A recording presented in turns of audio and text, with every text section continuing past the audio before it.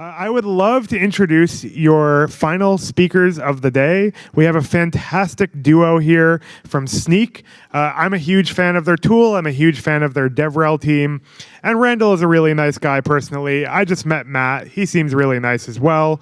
But they're going to be talking about building resiliency into your DevRel team. So please give a final standing ovation for the day to Randall and Matt from Snyk.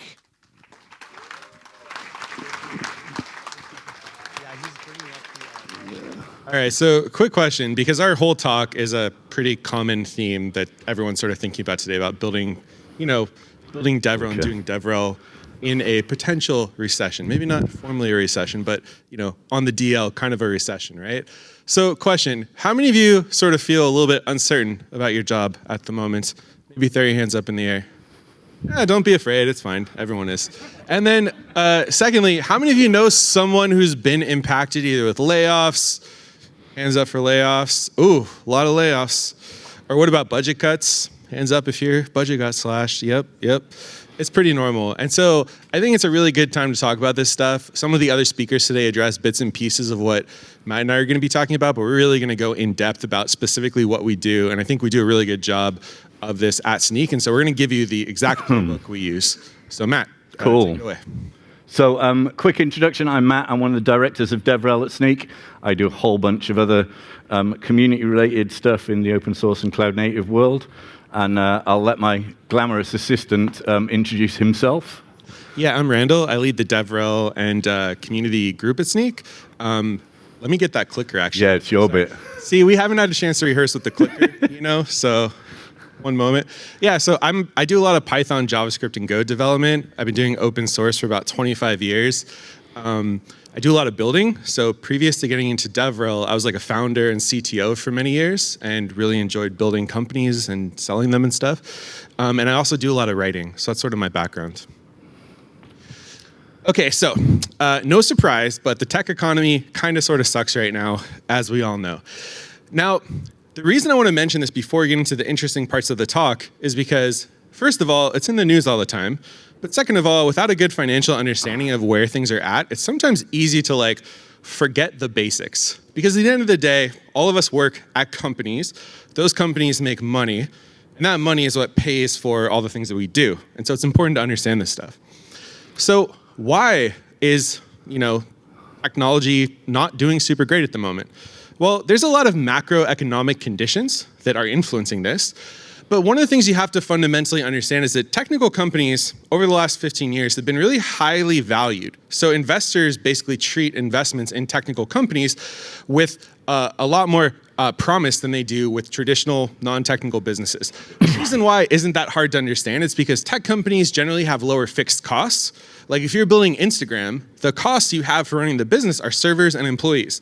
If you're building, Target or Home Depot or a big, retail company, you have lots of expenses, lots of building and rents and lots of inventory to pay for. And so it's a very expensive company. Additionally, technical companies can dramatically scale their business, and everyone knows this. So if you're Instagram and you have 8 employees and you have $1 billion valuation and you have literally billions of users, that's something that you can't really accomplish in any other type of industry. And then finally, tech companies tend to have higher margins in the long run.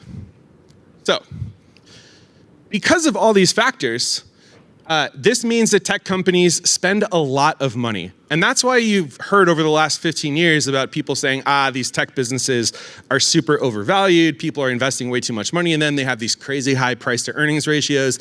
The reason why is because tech companies know that their goal isn't a short-term goal, it's a long-term goal. Like these companies that are bleeding and spending through hundreds of millions of dollars of venture capital, and there's different types of debt, of course, but that's just one of them. But they know that if they can grow to a certain size and win the market, that they will hit all of these big, ambitious revenue goals in the future. And that's why tech companies, in particular, usually have a lot less cash flow, if any, and a lot more debt than other businesses. And by debt, again, I mean either venture capital that a company raised to start up, or it could be a publicly traded company that is selling shares of their business to shareholders. That's another form of debt. Or it could be just privately held companies that are funding things themselves. Now, because interest rates around the world are rising, Like in the US, if I go to buy a house today, I'd have to get a 30-year mortgage and pay like 7 or 8% interest. A year ago, that number was like 2.5%. And so the difference in how much it costs to borrow money has gone up. And so as a result of that, a lot of companies, and particularly companies that need debt to operate, like a lot of these big tech businesses, have been doing things like laying people off, cutting budgets, et cetera, so they don't need to borrow additional money or raise additional money at these unfavorable interest rates. And then finally, in any sort of uncertain economic time, investors are going to reduce their risky investments, and they're going to put things into safer options because you can get higher yield from safe things that aren't risky. You have government bonds, you have, more conservative retailers, et cetera. So this is just the state of finance. Now, the part of this that everyone gets scared about is this bit here, the layoffs and budget cuts, right? Because that's the thing that's like most impactful to each individual person. But before we continue on, I just want to highlight, it's normal what's happening right now. If you're at a company for a long time, you're going to go through cycles. You're going to have really good times where the company's doing well, and hopefully that aligns with good economic conditions. And there's going to be bad economic conditions, times when the company doesn't do well. It's very rare for things to always be on an upward trajectory. And so change is hard, but it's really critical and important. So you have to sort of be used to being resilient. It's like a core skill in any field, particularly DevRel.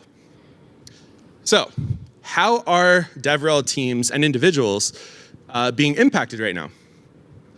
Well, if you take a look on Google, either trends or search or whatever, you'll see there's quite a lot of people talking about DevRel layoffs recently. And due to the show of hands we saw earlier, everyone knows someone who's been impacted. It's pretty common. So why is this happening?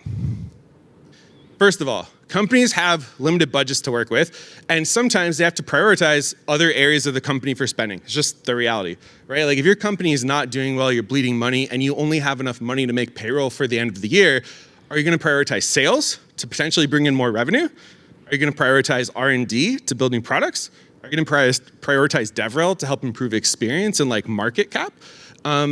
Sometimes companies make different decisions, and it is what it is. Secondly, a lot of DevRel employees are very senior engineers, and they have a lot of other valuable skill sets. And we'll talk about this in a moment. And in a lot of companies, that means that your DevRel employees are very expensive.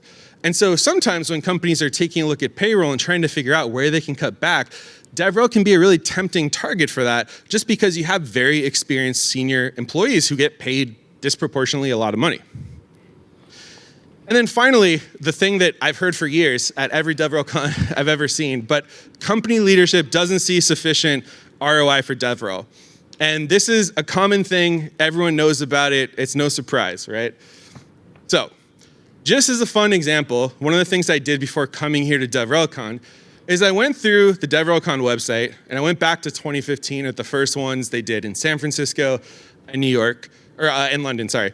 And I went through and I wrote a little ChatGPT prompt and I said, hey, please take a look at the titles of talks from DevRelCon. Tell me how many of these talks are focused on how to show KPIs and prove value to your organization. And the results are pretty big. Like DevRelCon 2019 had 78% of the talks talking about metrics and KPIs of some sort, which really goes to show you that in the meta of DevRel, all of us generally know and understand that this is an issue. Like everybody talks about it. It's like the number one thing DevRel professionals communicate about, right? So how do we change this? One of the things Matt and I have done at Snyk that I'm extremely proud of is we built a super resilient DevRel team. And that's what we're going to go through for the rest of the talk. We're going to show you exactly what we do to have a team that's thrived really well in super good economic conditions and has also done really well even right now when there's a downturn. And also just a shout out, but we're hiring a head of security relations. Our team is growing. So, talk to me after if that's interesting to you. So the first item we want to talk about is impact. Everyone talks about impact, right? But there's two things you need to know as a leader of any team at any organization. The first thing is what outputs you're going to generate from your team, right? Now in a DevRel team, this might be things like the number of blog posts you create, YouTube videos you publish, speaking engagements you do, technical workshops that you teach, whatever it is. Those are outputs. The second thing you have control over and that you need to understand are your impacts. Now, these are things that are measurable things that matter to the business, right? So for example, the more blog posts you publish, if you're doing a decent job anyways, the more readers you'll have on the blog. That's an impact. And that will also influence the number of users who read the blog who then sign up and use your service, right? Registrations. So these are things that are the impacts. And it's critical to know in DevRel, particularly in DevRel, what both your outputs and impacts are. You have to have a little table that looks like this to understand, because these are the only levers you have to pull to change things. And it's really important to know what inputs yield what outputs. So, this is a typical developer advocate. Now, I was hesitant to put this slide in here because our advocates are maybe slightly different than some other places. Everyone does it differently, but I'm going to tell you the way the Snyk team is composed. So all of our developer advocates are people who are extremely senior engineers. Matt's a great example of this. He's a very well-respected engineer. He has a ton of experience in our domain. He's also really influential. He's known in his space, people respect him, and he can act as a trusted advisor to other developers. He's a really good communicator. So one of the things about advocates that's really important is they're good at communicating their ideas through writing, through speaking. You're making me blush now, Randall. Through doing videos and all. So he's extremely humble. I'm talking him up, but it's very true. The other thing a good advocate needs is they have to be creative and a bit of a hacker. And I mean that in the true, conscious of a hacker type person. They need to be the type of person who's able to just get shit done. They need to build stuff, find creative solutions, and work across multiple teams sometimes in a bureaucracy or whatever it is, just make things happen. That's a skill set that you develop. And then finally, you have to be empathetic to the core audience. And in DevRel, you can cheat at this, because if you're a developer advocate, and you're talking to other developers and showing them how to do stuff and being an educator, you're already the target user for the service. So you know what's going on better than almost anyone else on planet Earth, and maybe even outside of planet Earth. So there's a lot of great things you can do there. Now, flexibility is the main superpower of DevRel. It's because these people have a lot of these broad skill sets that we can easily change and tweak those program outputs that we're generating, and therefore tweak the impacts that we're generating, because we have a lot of flexibility in the very types, the types of activities we can do because we have all these skills. So here are some regular goals. This is what goals look like for companies in good economic times, all right? A CEO and the C-suite of the company will look at things like this and say, hey, we are really focused on revenue growth, right? Getting new users to buy our product. We are looking at market expansion. So are we building new services and launching them to reach new potential customers? How are we maximizing profits? Are we investing enough in R&D so we can keep ahead of competitors? We need to acquire the best talent and retain them. And then we have capital expenditures that you can't avoid. Now, here's what goals look like from a C-suite level perspective when you're in a downturn. Instead of those focus areas before, companies are focused on reducing costs, driving efficiency, cash flow management, retaining the existing customers you have is very important, debt management, employee well-being, and also, of course, improving your products so that the things that are annoying to people don't become blockers in sensitive times when people are looking to cut budgets. So here's a real-world study from Snyk. Last year, in the good times, I'll say, we were really focused on these three goals: revenue growth, market expansion, and and R&D. We spent a ton of money on these three items. This year, we're actually spending a lot of money on cost reduction and efficiency, customer retention, and helping product improve those pain points that lead to poor satisfaction scores. So now I'm going to pass over to Matt. Now you've taken the entire slot. There's a lot of words in that bit. So the first thing I'm going to talk about is this thing about being realistic. And one of the big things that we've both noticed is that developer relations folks can sometimes put together unrealistic plans for what output is possible. And this is probably driven by a lot of different things, not least of which is that most of the DevRel folks that we know are all super high performers who want to, they're really keen to show their value all the time. But overcommitting has a bunch of dangers to it, under delivering for a start, but also in driving burnout. which we all know is a massive issue. So in our team, what we'd much rather do is over-deliver than under-deliver, and focus on producing high-quality output that really moves the needle. And so we approach this in much the same way as you'd approach any kind of program management, by sizing activity and knowing all the time how much effort we have available. So to do this, we kind of built this resource model for all of the things that our advocates do. And we try and take into account the kind of full range of activity that's involved in actually producing something. So, writing a blog doesn't take a day, even though the actual writing activity may take that much time. In reality, there's a whole bunch of research time. You need to think about it. You need to think about the structure. Perhaps you need to learn some tools. Perhaps you need to build a demo. And then once you write it, there's time involved in editing it. There's time involved in administration in terms of managing your publishing tools. And then most importantly, you need to promote it, which is super important, and we'll come back to a little bit later. But all these activities in our model combine to produce nearly 5 working days of effort. And there's for some activities, there's some benchmarks you can use already. There's this is the example of writing a conference talk. There's this rule of thumb benchmark, which is pretty widely accepted in public speaking, that it takes 45 minutes per minute. And then we add in a couple of days for building the slide deck and practice. But the point of this isn't that it needs to be super accurate either, right? Obviously, some things won't take as long, some will take longer. What we're looking for is a reasonable average that we can use when we do planning. And once we have the full model of all the activities, we then also look at how much time an advocate realistically has in a week.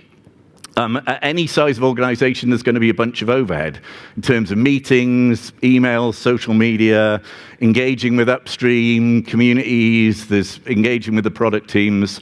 So we can sort of derive this factor which defines actual resource that's available to us. In our case, for an advocate, that's typically about 1 day a week of this overhead, which really gives us like 4 days per week. Average month is about 5 weeks, which gives us 20 days of effort available in each monthly sprint. And when you build these kind of models, you can go off down the rabbit hole here and cover holidays and sick pay and all that. But and it'll also somewhat depend on how much reactive work you have to do in terms of unplanned things. But by using this kind of modeling, we're much more confident that when we do planning, we're setting kind of realistic, attainable goals.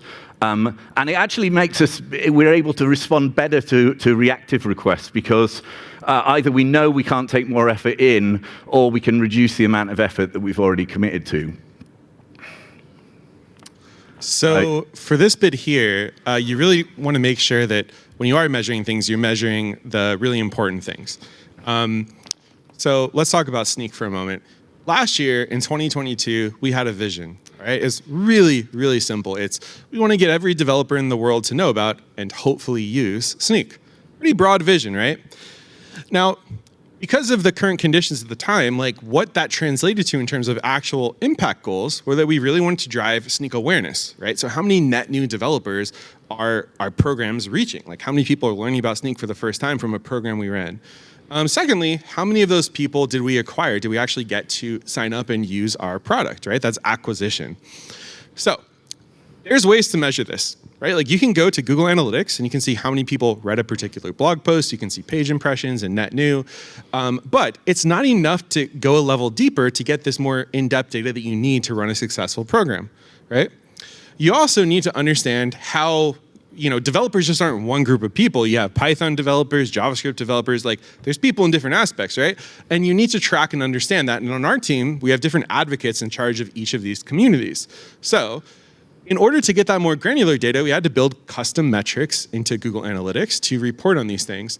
But that's also not enough. We then had to tie it into our Kanban system, which is Asana, where we have all of this stuff archived and lots of information.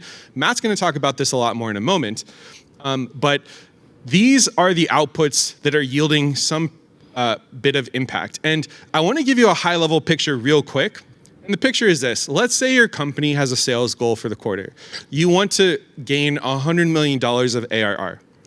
And let's say that you know that in order to have $100 million of ARR, your marketing team needs to have $200 million of pipeline, because only half of it will convert. So then let's say, how do you get to $200 million of pipeline in the marketing team? And marketing teams have a lot of strategies to get there. They have paid ads, they have content, and a big part of that is DevRel. So at Snyk, for example, DevRel drives about half of that top of the funnel stuff via the programs we run. So that means you'd have a $100 million DevRel pipeline target. Now, how do you engineer your way to make sure when you're trying to deliver these big numbers of things that you're able to accurately get there through the programs you run? That's what Matt's going to show in a moment, and it's extremely, extremely important to do this type of stuff. Also, John, quick question. We have 5 minutes for Q&A, right? Can we skip the Q&A? All right, no questions. I'm sorry. Too many words. Ask us after at the party. So as Randall was saying, it's not just about measuring, but it's about presenting this information in the right format. We don't want to have our advocates having to spend loads of time learning how to use complex tools like Google Analytics and digging around and stuff to find the things that's important to them. So we build these kind of custom metrics pipelines, custom metrics dashboards that are specific to what that advocate needs to see. So this is the one for our Java segment, showing performance of blog posts over a particular time period. And that often needs us to link up lots of different data sources. For our content program, Asana is our source of truth. Every published piece has a task tracking it. And Asana is where we handle all our tagging, which is basically how we define what we call segments. Our advocates are typically subject matter experts on a particular ecosystem, so we build dashboards based on the tags for that particular area. And how this works is we have a bunch of Python that runs in Heroku that gets a list of URLs from Asana for a particular set of tags, then uses that to get metrics from Google Analytics. We do loads of slicing and dicing in Pandas, and then we produce these custom dashboards and push them to Google Pages. And we don't just build dashboards for the segment, we build dashboards for absolutely every URL that gets published in the content program. And we also produce like a range of kind of automated reports for different things. This is our referrers report. And this comes back to that thing I was saying earlier about promotion of things is super important to us because, you've put loads of effort into producing content. It's clearly pretty pointless if nobody actually gets to see it. So we have a really extensive program of what we call go-to-market. For a content piece, this typically means promoting on personal and team Twitter, on the corporate social media accounts. We cross-post to loads of other different blogging sites like Dev.to and Medium. We do Hacker News, Reddit, ecosystem-specific newsletters, and Facebook and LinkedIn groups, and anywhere else we can basically think of. And by using these referrers reports, we can see not only, we're obviously seeing where the traffic is coming from for that particular piece, but we can see not only how well we've done at promoting it, but how effective that particular route of promotion is. And we just add in this thing in here about Facebook and LinkedIn groups, which a lot of people, I think, don't necessarily miss out on the power of some of these groups. They've got hundreds and hundreds of thousands of members.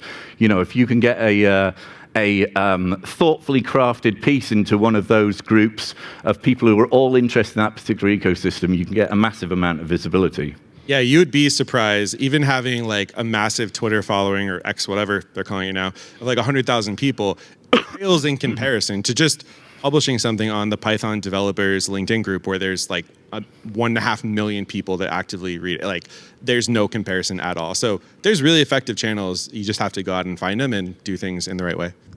So once you've identified those activities that have the most impact for your particular team, your particular goals, and you can, you've got stuff in place to measure it, you can start to think about how you would really scale that activity. And if you can identify that metric really clearly, link it to business value, and then produce a plan showing how you can grow that metric with investment, then it becomes a lot easier to sell that to your organization. But I think you do need to have some of these building blocks in place first before you can kind of make those cases. As an example, in 2022, as Randall said, our key metric was about driving traffic to the blog. And the big number here was about driving 1 million sessions by the end of the year. And once we'd built the metric system and we focused the team around that metric, we can then model how our different types of content, which is what you've seen at the top here, typically drive traffic to the blog. And then we look at how many additional sessions we need to drive during that period to get to that 1 million number. And then we can work out, basically model it on how many sessions, additional sessions we need to add per month in order to get to that number by the end of the year. And then basically look at which combination of these things we then use to get that particular number. Just to add one thing real quick, what we're going through here is essentially our way of having reverse engineered like the growth model of the business and tied it down to very specific DevRel program. So using all the stuff Matt's talking about here, we're able to accurately say that at the start of the year, we have some goal. And because of this stuff we built out, we can then tell, okay, well, how many blog posts or videos do we need to publish? And what is the expected amount of people who need to come to these things and learn about it? What is the percentage of people who convert from there? And then what is the percentage of those people who then go on to become paying customers? And there's a very clearly defined funnel. And we have a lot of consistency in this because of the way we sort of like structured it and the resource modeling and everything. It allows us to get these very accurate projections even from a big distance away. And that's one of the key ways we've been able to continue growing the DevRel function, even in bad economic conditions, to be frank, because it drives so much of the value of the overall business. It's quite cool.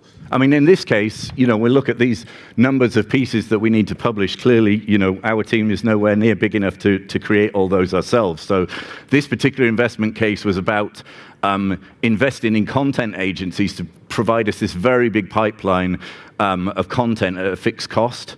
And once we've got that fairly simple equation of cost to result, then it's a lot easier to take that to the executive team and say, for this amount of investment, here's the result that you're going to get from that. And that's what we did for this. And this model basically delivered almost exactly what we planned it to. So, I think the point here is if you can get kind of data-driven and provide that easy way of defining that cost to result, that's what the executive team are in general looking for, because that's how they run the rest of the business.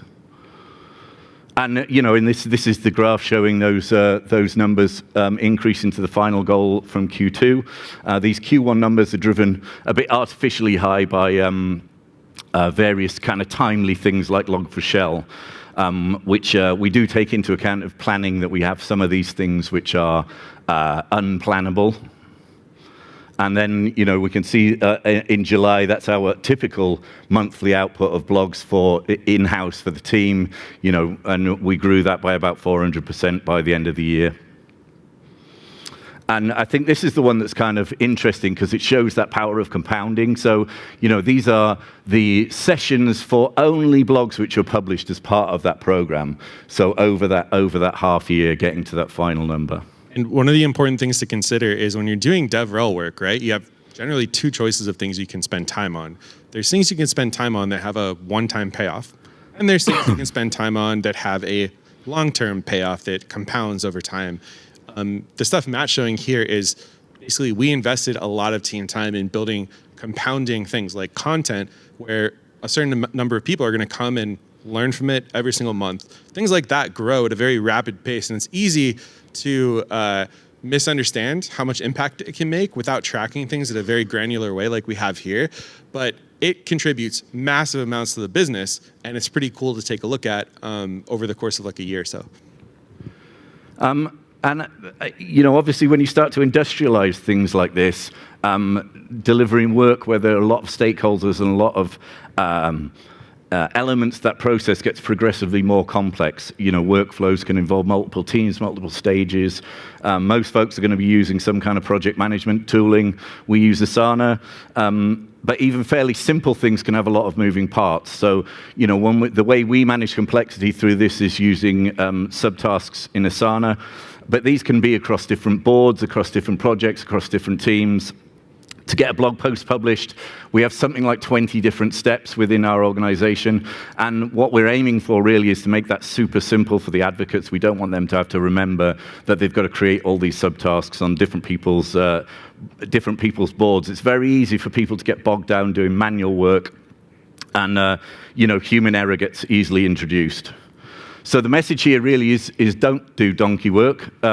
You look very carefully at where you're doing repetitive tasks and automate that completely away. And what's surprising is this can be quite tricky for people to assess. Some folks won't actually notice that they're doing loads of manual work, or they attach too much value to them actually doing it. So it kind of really helps to have someone on your team who's sort of ruthlessly focused on assessing what things don't need to be done by a human being. And I'll just say Matt's the absolute best at this in the industry. So we use a whole range of different automation tools, custom Python, built-in Asana rules, but we do a ton of stuff with low-code and no-code. In this case, this is our no-code platform, make.com, and this is the workflow for one of our workflows for publishing blogs. As you can see, it's pretty complicated, but it automates away all of that stuff about creating subtasks, moving things onto different boards, and all that kind of stuff. The advocates just work in their own sprint board, and then everything from there is triggered in a kind of if this then that kind of situation. The content team get notified to publish, gets added to social media queues, and all that kind of stuff. So it basically industrializes the whole process. And we've built a whole range of tools to handle a lot of other types of repetitive work. The cross-posting that we talked about earlier, this used to be done manually. Someone used to cut and paste this stuff between different UIs. And we now, when you publish like 200 blog posts a year, that's pretty labor-intensive. And we estimated the sunk cost of this as something like 35 days a year of just someone cutting and pasting. So again, we wrote a tool that takes the blog post from our CMS, parses rich text, renders it out to HTML, adds in all the images, renders that to Markdown, and then automatically posts to all the downstream blog sites. And we also built this system where folks can automatically retweet things. We did used to have like a Slack channel where people could say, could you retweet this? But it's like, it never works really well because people forget to do it, or people don't actually action it. And we kind of made the assumption that actually for stuff we published in-house, almost everyone would want to retweet it. So we built this kind of pub-sub thing where people create a tweet in an Asana board. It then uses Slack as a sort of messaging system and gets picked up by Zapier and posted to an individual advocate's buffer account. And like we try and do with everything, we basically wrap a KPI around this. So some of it's guesswork, but it's actually quite a powerful metric. The exec team kind of understand what these numbers are because they're about hard cash. So we measure this in DevRel days, and we can kind of calculate a cost saving based on average developer advocate cost. So here's that blog reposting one. It saves 60 minutes per blog, 170 hours a year, equates to 34 days. This modeling is pretty conservative as well, I'd say, Randall, right? Yeah, I mean, since we actually built out a dedicated part of our DevRel team that Matt leads that does operations and automation, and this function has been extremely successful. Like, we've saved hundreds of thousands of dollars in yearly spend, and we've saved literally hundreds of full-time team member days in basic, tasks. So it's really a massive product multiplier to really treat your DevRel program like an engineering problem, right? Like, there's things you can engineer away out of your life, and you should do that if you can. So, it's a fun reminder. And the future for us is probably a lot of stuff that we've already started building with OpenAI. So we already do our meetup program. We have something like 50 to 60 meetup groups across the world. They do tons of events every month, and we use OpenAI to automatically generate tweets to promote those events. We've also written a whole bunch of stuff to do podcast transcriptions and automatically write blog posts. And we've got a system that we're working on in-house to basically replace content agency pieces with kind of pair programming thing for the advocates to work with ChatGPT. So I guess that we've come to the end. Do you want to recap the takeaways? Yeah, so everything we talked about, nothing super complicated, right? Focus on impact. Be flexible. That's one of the superpowers DevRel teams have. And so like take advantage of that. Be realistic. Measure the really important things that are going to get you to where you need to be in the future. Scale your key programs and please automate stuff. It is so important. Like don't neglect it. So thank you very much for listening. Yeah, thanks for the time.